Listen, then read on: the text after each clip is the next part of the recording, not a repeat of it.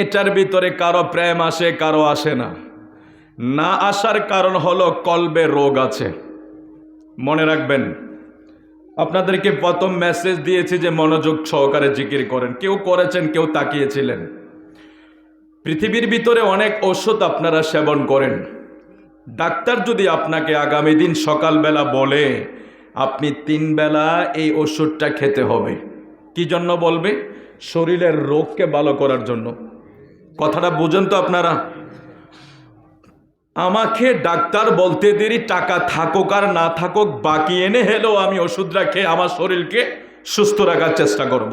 এটা ধরেন হাতের ব্যথা হোক, মাথার ব্যথা হোক, পায়ের ব্যথা হোক, পেটের ব্যথা, শরীরের যে কোনো অংশে ব্যথা হলে আমরা ডাক্তার পরামর্শ নিয়ে ওষুধ সংগ্রহ করে খুব দ্রুত ব্যথা নিরাময়ের জন্য প্রস্তুতি নিয়ে নেব। অথচ গোটা শরীরের ভিতরে যেটা সবচেয়ে বেশি গুরুত্বপূর্ণ অংশ সেটা হলো কল্ব। জোরে কোন সুবহানাল্লাহ। কল্ব জিন্দা তো দুনিয়া আখিরাত কামিয়াব। এই কলবের রোগ যদি ভালো না হয় উপায় আছে বলুন? আপনারা তাও তো কথা বলতেছেন না। মানে আপনারা যদি একটু কি জানি বলে ঠান্ডার মৌসুম তো, যদি একটু আমাদের জমি জামাতে অনেক প্যান্ডেল হয় না, জমি জামাতে যদি বসতেন তাহলে তো আপনাদেরকে টোকাইয়া পাইতাম না। বাড়ির ভিতর ঠান্ডা তো আবাসও পাচ্ছি না আমি, আমাকে ঘামিয়ে ফেলছে অলরেডি। কিন্তু আপনারা কথা বলছেন না। কথা বললে কি গুনাহ হবে নাকি? এটা জান্নাতের বাগান রে বাবা। আমরা আসলে ভালো কাজে ব্যয় করতে চাই না, কিন্তু খেলাধুলা গান বাজনার জন্য আমাকে বলতে হবে না, আমার ফিলিংস এমনি চলে আসে।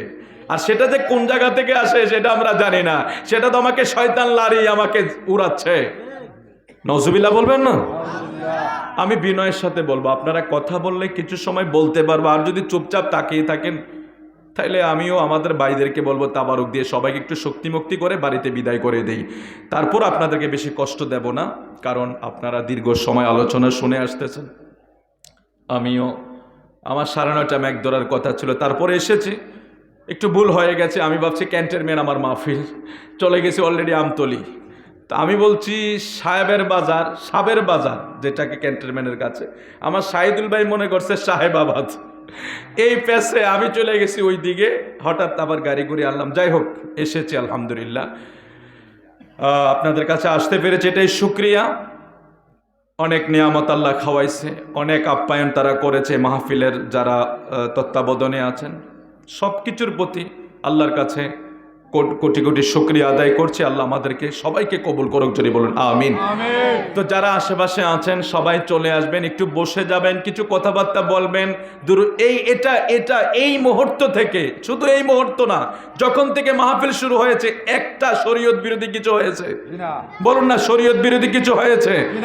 যা হয়েছে সওয়াবের জন্য হয়েছে। কমপক্ষে আপনি কিছুই বললেন না, একবার বসে রয়েছেন, গুনাহ থেকে তো বেঁচে আছেন। ও বাবা, দোকানে বসলে কিছু কথা তো বের হয়ে যাইতো না?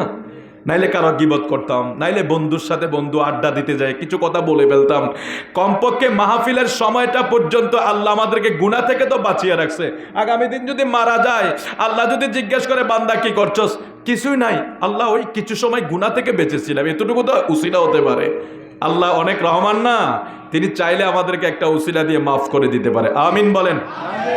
আরো জোরে বলে আমিন। একটু মোহাব্বত সহকারে আপনারা বসবেন, আমাকে একটু সময় দিবেন, যত অল্প সময়ের ভিতরে আপনাদেরকে ছেড়ে দেওয়া যায়, কারণ বেশি রাত কষ্ট দিয়ে ফজর যাতে আমাদের মিস না হয়। হাজারো মাহফিল এক পাল্লায়, এক ওয়াক্ত ফজরের নামাজের সমান হবে। সুতরাং মাহফিলকে যত ছোট করা যায়, সংক্ষিপ্ত করা যায়, ছোট্ট করে আলোচনা করে বিদায় করে দিয়ে সবাই আরাম করে ফেলবেন, আরাম করে ফজর পড়ে ফেলবেন। আল্লাহ যাতে আমাদেরকে অল্প সময় এখান থেকে বিদায় নেওয়ার তৌফিক দান করে, কারণ সাবজেক্ট দিয়েছে অনেক, অল্প অল্প করে বলবো ইনশাআল্লাহ। আপনাদের কষ্ট হবে না? কষ্ট হবে না? না, আওয়াজে বোঝা যায় কষ্ট হবে। সবাই রাজি আছেন তো আজকের মাহফিলে যারা বসেছেন? কারা কারা রাজি নাই হাত উঠান দেখি। আল্লাহ তুমি আমাদেরকে কবুল করো, আমিন বলেন।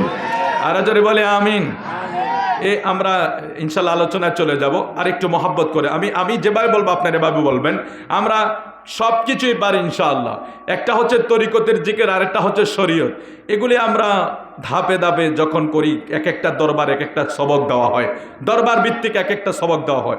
এক একটা আল্লাহ আমাদেরকে কবুল করুক, আমিন বলেন। একটু আমার সাথে আরেকটা নাতে রাসূল আমরা আরেকটা হামদে বাড়ি তালা পড়ি। আল্লাহ আল্লাহ ও আল্লাহ ও আল্লাহ আল্লাহ আল্লাহ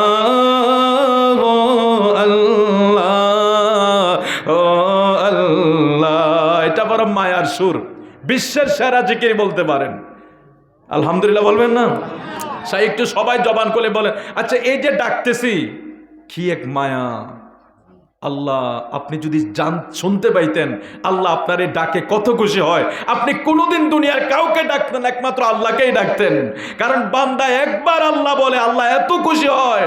আল্লাহ শুধু বলে, বান্দা তুই কেন ডাকছস, কেন ডাকছস, 10 বার জিজ্ঞেস করে। সুবহানাল্লাহ। আরেকটু জোরে বলি সুবহানাল্লাহ। মহব্বত করে বলি আল্লাহ আল্লাহ আল্লাহ। সবাই বলে না আল্লাহ আল্লাহ আল্লাহ আল্লাহ। আসুবহু বাদা মিন তালআতিহি ওয়াল্লাইলু জামিউ আফরাতিহি। জোরে আল্লাহ ও আল্লাহ আল্লাহ আল্লাহ। মায়া করে আল্লাহ আল্লাহ আল্লাহ। কনজুল কারমি মৌলান নিআমি হাদিল উম্মামি লিশরিআতিহি। আল্লাহ ও আল্লাহ আল্লাহ আল্লাহ আল্লাহ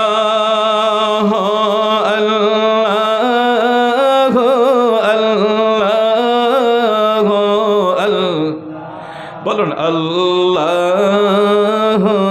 আল্লাহ আল্লাহ ও আল্লাহ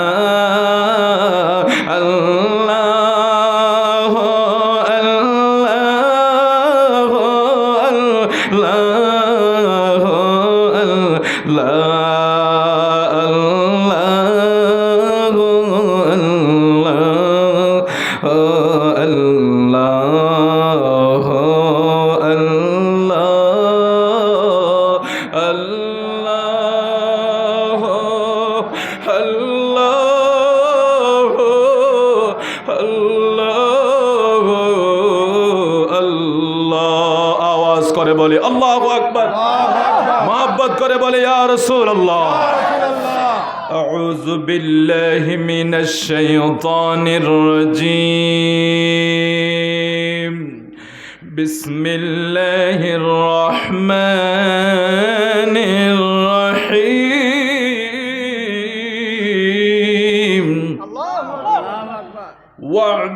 ওয়া'বুদুল্লাহা ওয়া লা তুশরিকু বিহি শাইআন ওয়া বিল ওয়ালিদাইনি ইহসানা।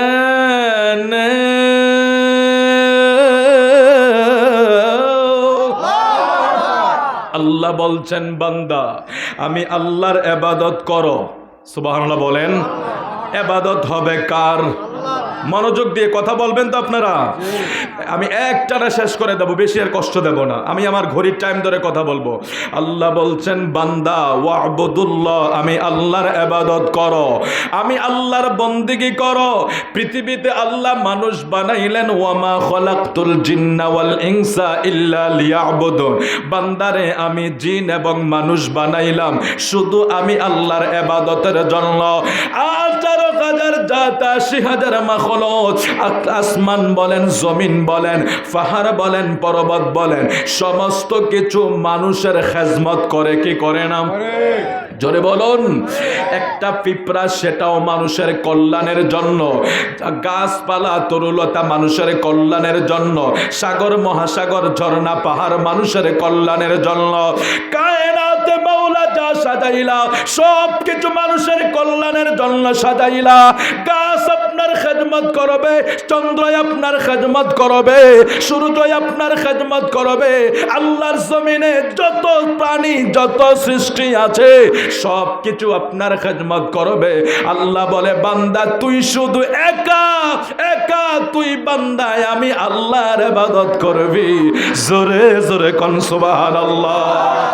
ওয়াবুদুল্লাহ ওয়ালা তুশরিকু বিহি। বান্দারে তুই আমার সাথে কাউকে শরীক করিস না। এটা সুন্নিদের আকীদা। সুন্নিরা আল্লাহর সাথে কাউকে শরীক কিন্তু বাতিলরা করে করে আমাদেরকে চাপিয়ে দেয়। আমরা আল্লাহকে আল্লাহর জায়গায় রেখে দিয়েছি, আমার নবীকে নবীর জায়গায়।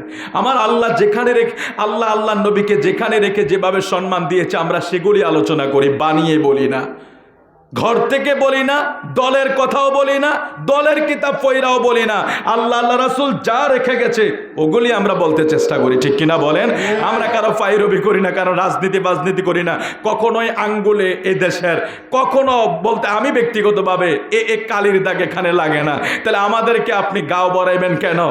আমরা দেখেছি অমুকের পা ওরাই চাটে, ওরাই আবার কয় আমরা এইসব। নাউজুবিল্লাহ বলেন। যা হোক, আমরা সেদিকে যাব না। আমরা আছি হব্বে রসুল নিয়ে। আমার নবীর ভালোবাসা যেখানে সেখানে, আমার নবীর তাজিম যেখানে আমরাও বলুন না, আমার নবীর তাজিম যেখানে আমরাও সেখানে। যেই মসজিদের ইমাম নবীকে তাজিম করবে ওর পিছনে আমরা নামাজ পড়ি। নবীর ইমাম আমার নবীর তাজিম নাই, সে কাকরাইল মসজিদের ইমাম হোক, আমাদের কাছে 2 পয়সার মূল্য নাই। এটাই ঈমান। আল্লাহ কবুল করুক, আমিন বলেন। এটা আমাদের ঈমান। লা তুশরিক বিল্লাহ, আল্লাহর কোনো শরীক নাই।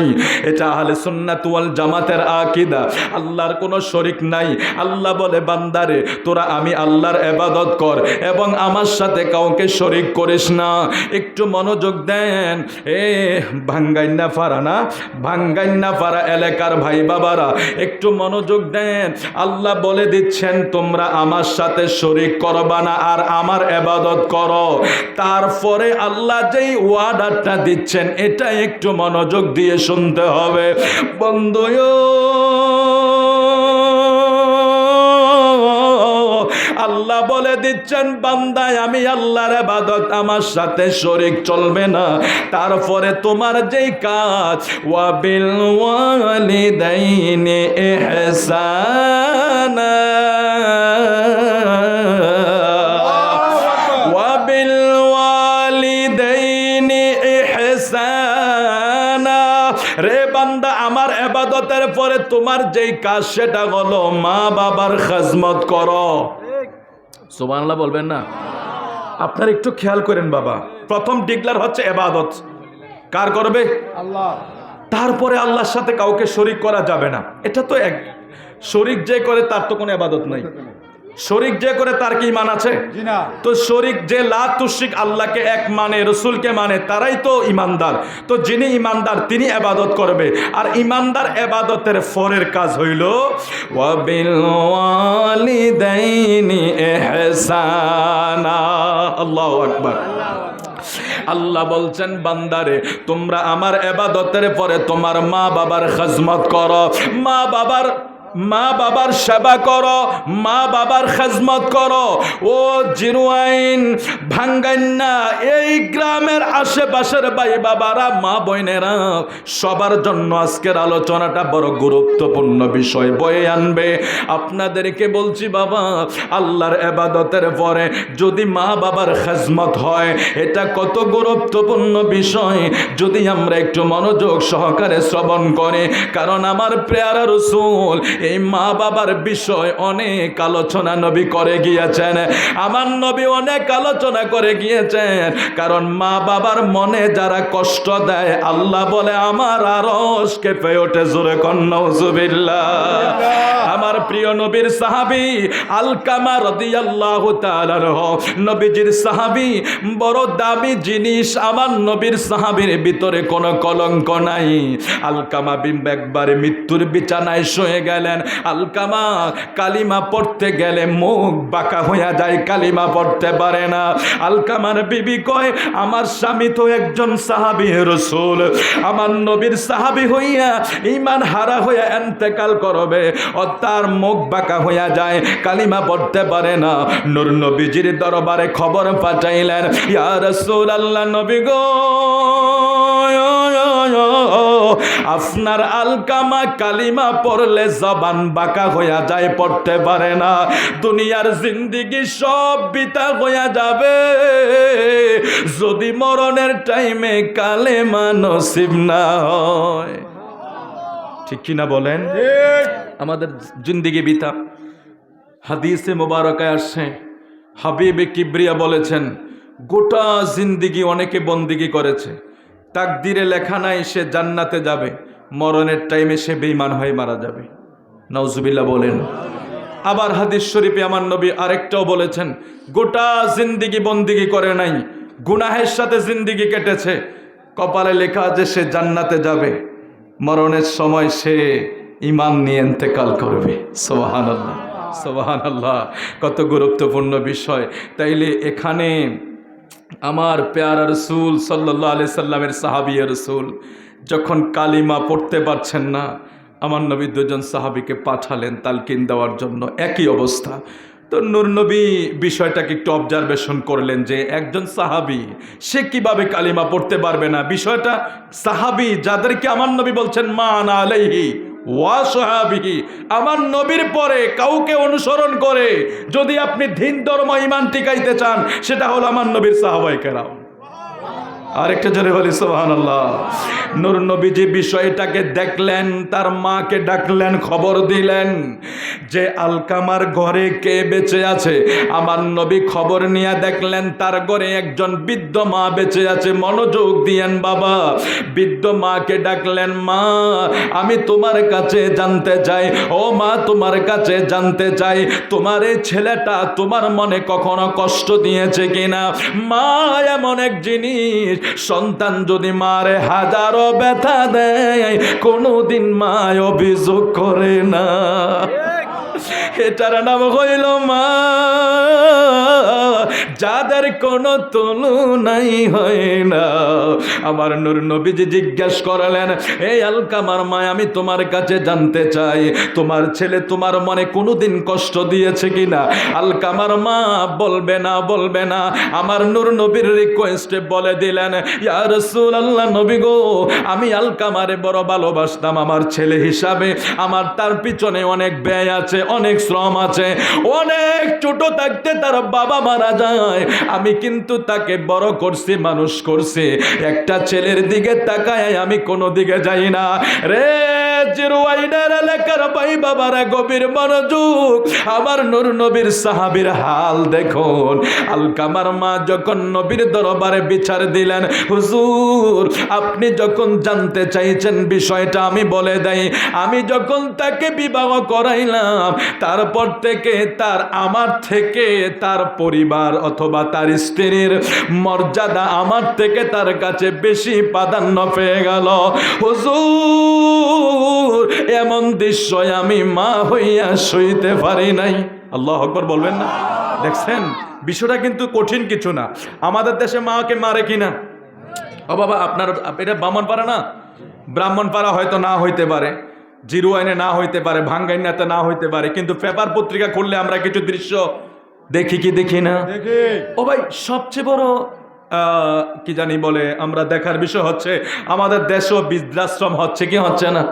বিভিন্ন জায়গায় যখন মাহফিলে যাই অনেক জায়গায় দেখি, আমরা টিভি চ্যানেলে দেখি মাদেরকে বৃদ্ধাশ্রমে দেওয়া হয়।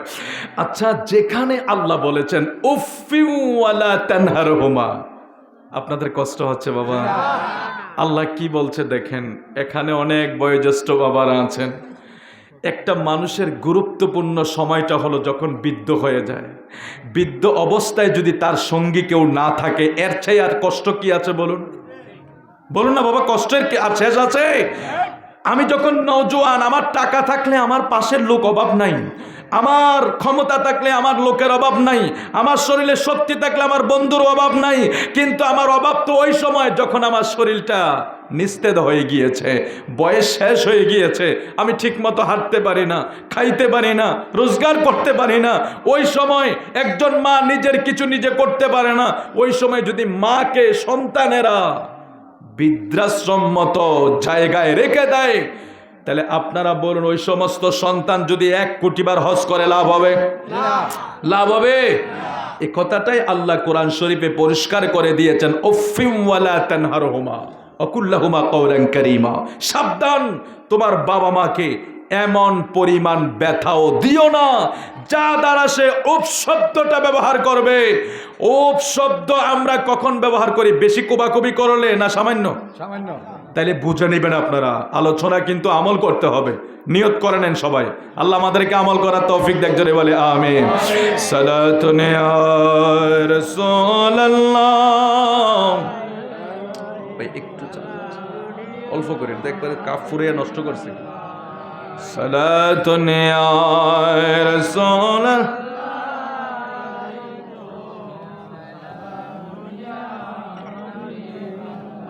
मुस्तफा से मेरे खुदा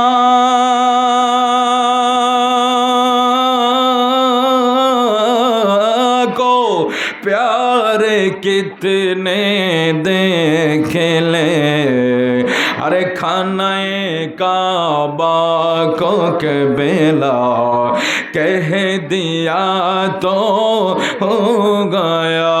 सलातुन या रसूल अल्लाह।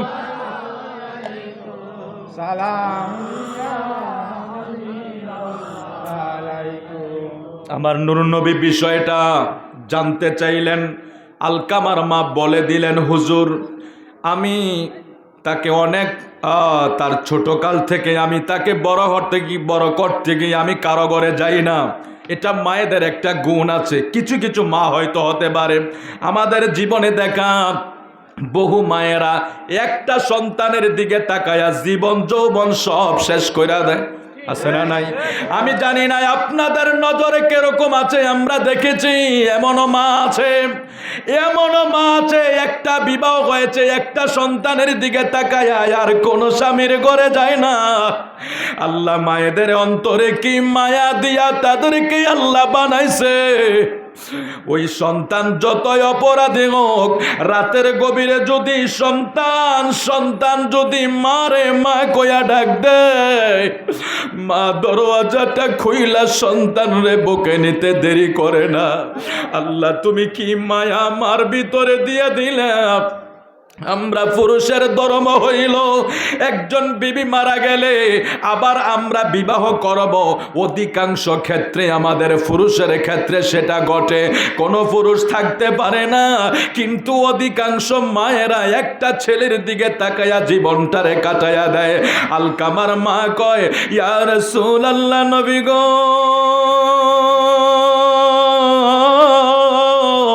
আমার একটা ছেলের দিকে তাকায়া জীবন কাটাইয়া দিছি, কিন্তু ছেলেটা বিবাহ করার পরে একটু পরিবর্তন হয়ে গেল।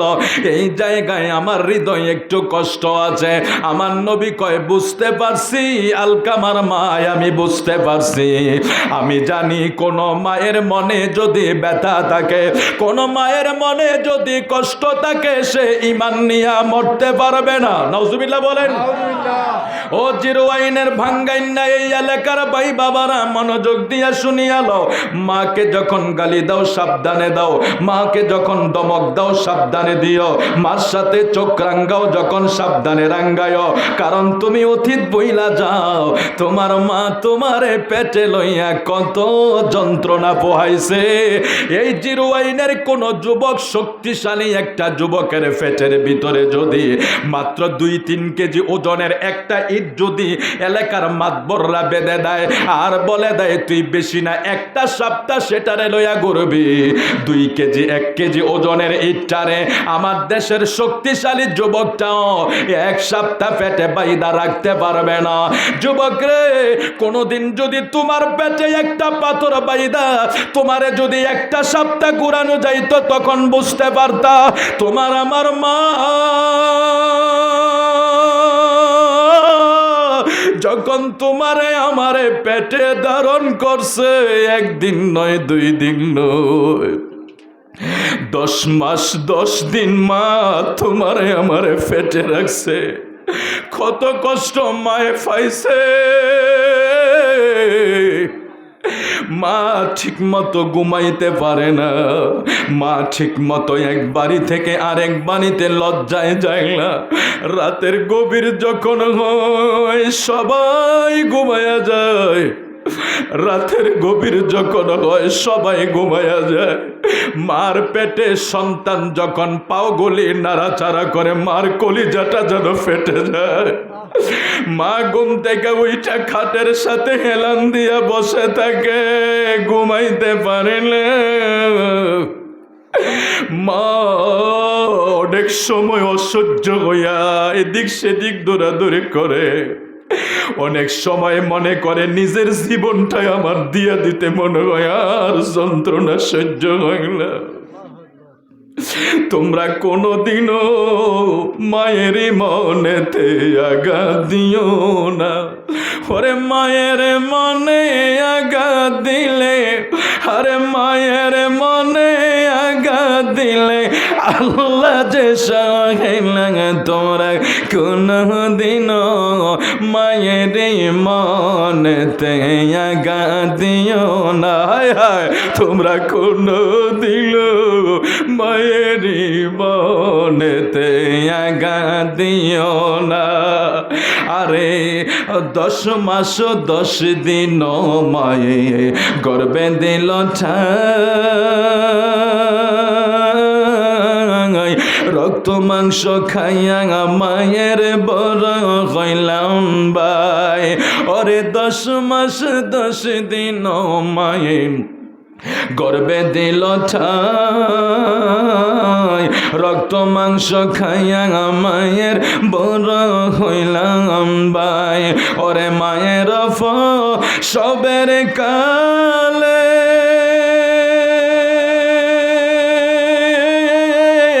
আমরার মায়ের বুকানে ফাটে জ্বলে। আরে সন্তানের দেই কামায়ে, সন্তানের দেই কামায়ে বলে প্রসব যন্ত্রণা। দুঃখের দরদে আমার জনম দুঃখী মা, গর্ভধারিণী মা, জনম দুঃখিনী মা। দুঃখের দরদে আমার জনম দুঃখী মা। আরে ল্যাংরায়া তোর কানা হইলে মায়ে নাহি বলে, দুলা বালি যাইরা মায়ে টান দিয়া নাই কোলে। ঠিক নেই? ওই আওয়াজ করে বলেন ঠিকই নেই? আরে ল্যাংরায়া তোর কানা হইলে মায়ে নাহি বলে, দুলা বালি যাইরা মায়ে টান দিয়া নাই কোলে। অসুখ হইলে দেখি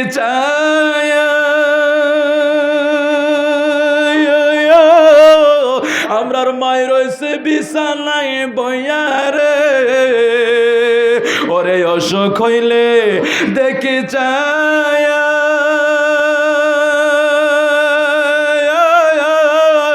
আমরার মায়ের রয়েছে হাত উঠায়া রে, বলে আমায় আল্লাহ যাও গো লয়া, বলে আমায় আল্লাহ যাও গো লয়া। আমার আমার সন্তানের নিও না। দুঃখের দরদি আমার জনম দুঃখী মায়ারে, মায়ের কান্দন যাবজীব। ওরে 2-4 মাস বনের কান্দনে রে, ওরে মায়ের কান্দনে যাবজীব।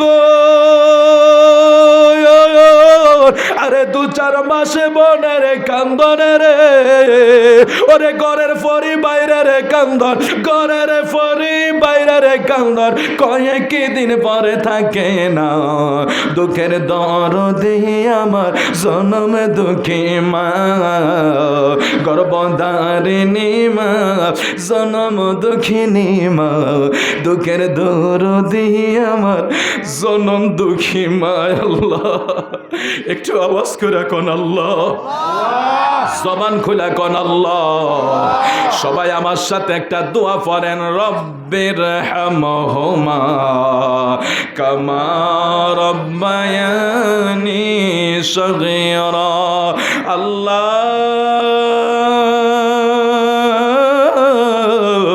এই জিরোইন বাঙ্গাইনা গ্রামে যারা মারে হারাইয়া ফেলছে, তাদের কলিজাটা জারে চুরমার হইয়া যাইতেছে। যারা বাবারে হারাইয়া ফেলছে, তাদের ভিতরটা চুরমার হইয়া যাইতেছে। আজকের এই মাহফিলে বৈশা জুমার রাত্রে, রজবের মাসে, মেহরাজের মাসে তোমার দরবারে একটা দরখাস্ত করে যাই। যারার মা নাই, যারার বাবা নাই, ওই আব্বা আম্মার কবরে আযাব দিও না। জোরে জোরে কোন আমিন।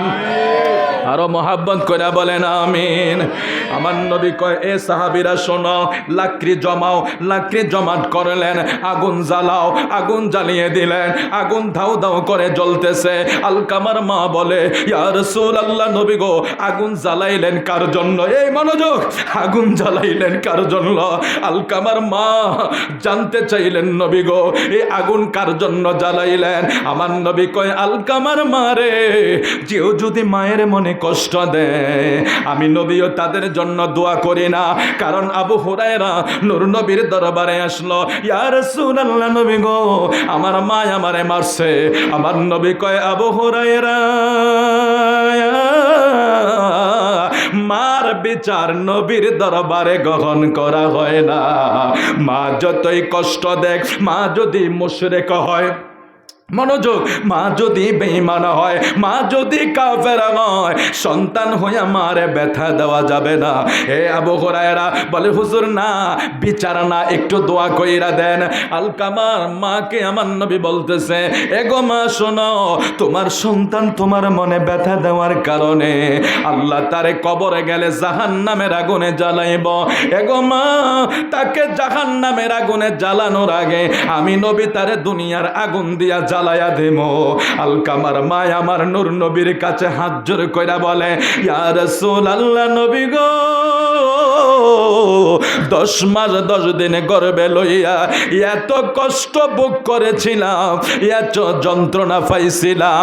ওই সময় আমি আমার সন্তানরে মারি না, ওই সময় আমি আমার সন্তানরে কষ্ট পাইতে দেই না, ওই সময় আমি আমার সন্তানরে মারি না।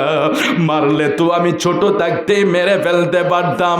হুজুর, আমার সামনে আমার ছেলে আগুনে জ্বলবে, আমি গর্ভধারিণী মা সইতে পারবো না।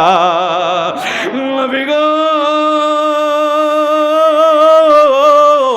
আমি মায়ের হৃদয়ের মনি কোটায় যেই পরিমাণ কষ্ট ছিল গো নবী, আমি মা হইয়া আমি আমার সন্তানরে মাফ করে দিলাম। যেই মাত্র আলকামার মা বলছে, হুজুর আমি আমার ছেলেরে মাফ করে দিলাম, ছেলের জবানে জারি হয়ে গেছে লা ইলাহা ইল্লাল্লাহ মুহাম্মাদুর রাসূলুল্লাহ সাল্লাল্লাহু আলাইহি ওয়াসাল্লাম। জোরে বলি আল্লাহু আকবার। আমি খুব শর্ট করে বলে ফেলছি বিষয়টা, তবে মাথায় নিতে হবে। সাহাবী রাসূল কোনো তুলনা আছে? আপনারা মনোযোগ দিয়ে বলুন না বাবা, আওয়াজ করে বলুন, তুলনা আছে? আমার নবীর সাহাবী যারা নূর নবীকে ঈমানের সাথে দেখেছে, ইমানের সাথে যারা নবীকে দেখেছে তারা নবীর সাহাবী, আর সাহাবীদের অনুসরণে আপনার ইমান আমল ধর্ম টিকে থাকবে।